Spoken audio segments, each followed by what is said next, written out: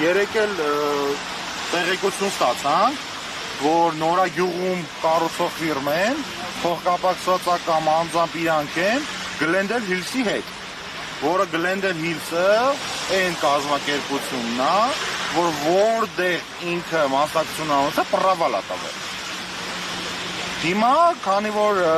լավ պրավալներ է տալիս, հազա իրան տալիս են տարածք, որ ինքը գնա պրավալ տա, էլի, ես ավել բան չեմ կարա ասեմ, այդ պրավալներով ինքը շարունակի, էլի, Նորագյուղում, որ ինքը 33-րդ թաղամասը, բյուզանդը, բոլորը պրավալ տվեց, մարդկանց անտուն սարքեց, ինքը սնակ ճանաչվեց, ֆիրմայի ղեկավարը հետախուզման մեջ է,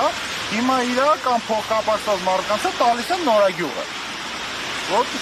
որպեսզի տենց լինի։ Ձեր անելիքները այսօրվա ինչքան եք կանգնելու այստեղ եւ հետո ինչ է հաջորդելու, նամակ եք հանձնելու, ինչ եք անում։ Նամակ հանձնել ենք արդեն, Ալեն Սիմոնյանի ու Վլադիմիր Վարդանյանի անունով նամակը հանձնել ենք արդեն։ Հիմա կսպասենք, բայց կարծում եմ սա մրցակցություն չի, եթե իմանանք 2 օր կանգնենք անդադար ստեղ, հարցի լուծում կլինի, հա, կանգնենք։ Բայց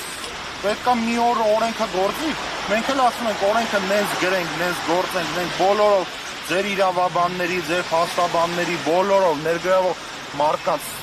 կազմակերպությունների հետ այս օրենքը բոլորով հավաքվենք միտեղ, որոշումները կայացնենք, մեզ գրենք, որ մարդիկ ուրախանան։ Դա ոնց ասում է, որ մենք լսումներ անցկացրել ենք տարբեր մարդկանց հետ, ասում ենք ում հետ եք անցկացրել անհատներից, ասում չեմ հիշում, ասում եմ քաղաքացիներից գետ մի հոգու անունը ճիշտ եք ասում, հա ասում եմ քաղաքացիների հետ չենք հանդիպել, ասում եմ։